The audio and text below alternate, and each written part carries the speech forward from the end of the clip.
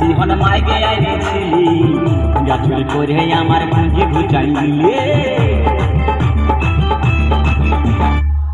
মায়ের কাছে বিহন মাইগে আইছিলি